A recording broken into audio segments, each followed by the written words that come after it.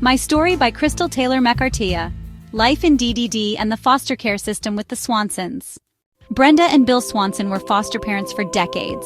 On the outside, they appeared to be a loving family, but behind closed doors was intimidation, racism, and cruelty. My brother, Michael Smith, who was legally blind and medically fragile, was placed with them as a baby. He was the reason Brenda became a state-operated ADH, Adult Developmental Home Provider. Michael needed 24-hour nursing care.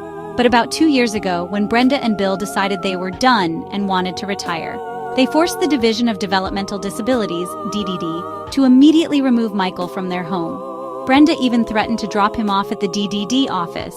She admitted she didn't trust the agency she placed him with, but she went ahead anyway, because retirement was more important. 2 months later, Michael was dead. Their rush to be done cost him his life. Under Arizona wrongful death law, ARA's Reverend Statros Section 12, 611, rushing him into an unsafe placement that led to his death was negligence.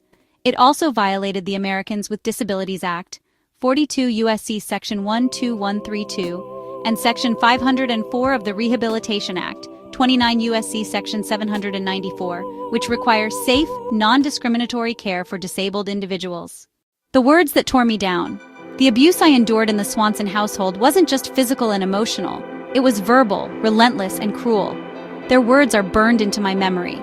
Bill Swanson, my foster father, refused to respect my identity. Even after I told him who I was and what name I wanted to be called, he dismissed me. "You will always be Dion to me.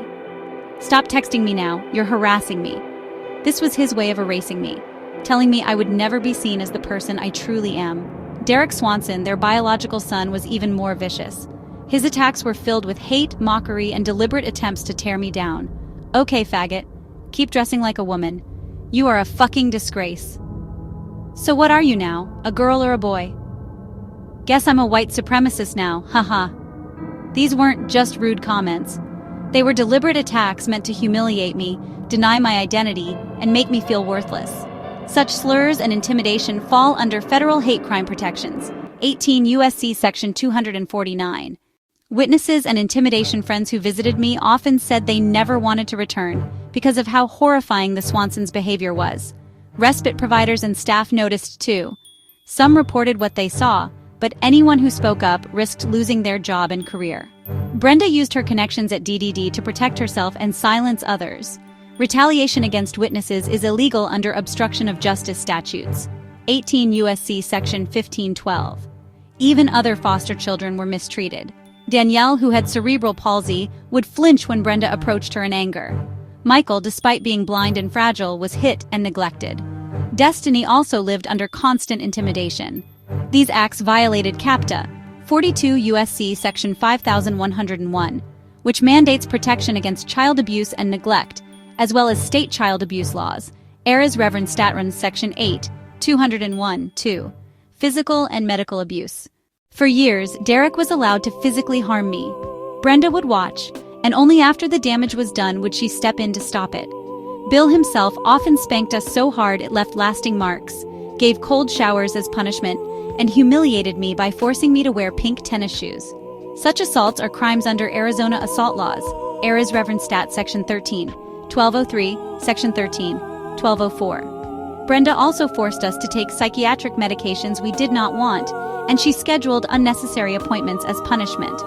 This violated our constitutional right to refuse unwanted medical treatment.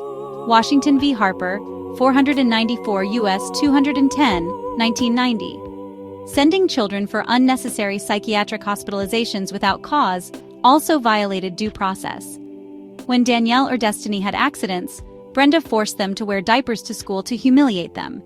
She also threatened sterilization for Danielle, a clear violation of constitutional rights under Skinner v. Oklahoma, 316 U.S. 535, 1942. Racism, intimidation, and control. Bill made derogatory remarks toward Mexicans like, "Speak English, you're in America." Derek mocked those who were gay or politically different. Brenda demeaned us constantly. "Do you really think you can do that?" She used Christianity as a weapon to shame us into obedience, a form of coercive control. They also abused the court system by placing me under guardianship for 15 years against my will, stripping me of liberty in violation of the 14th Amendment's Due Process Clause. They believed group homes and control through guardianship were the answer, rather than allowing us to live free lives. Why I speak out. For over 25 years, I endured humiliation, cruelty, racism, and neglect in the Swanson home. I was silenced, erased, and treated as if my life didn't matter. They rushed my brother Michael into a placement that killed him. Wrongful death, ADA, Rehabilitation Act. They tormented foster children who were supposed to be safe in their care, CAPTA, state abuse laws. They retaliated against witnesses, 18 USC Section 1512. They forced medication and psychiatric confinement, constitutional medical rights. They used guardianship as a weapon, 14th Amendment, state guardianship laws. They subjected us to racist and homophobic hate, 18 USC Section 249. I believe Brenda and Bill Swanson should be held accountable under the law for the decades of harm they caused. What happened to me, to Michael, and to others in their home is not just my story. It is the story of countless foster children failed by a system that protected abusers instead of protecting us. I will continue to fight, I will continue to speak up, and I will continue to honor my brother Michael, who deserved so much better.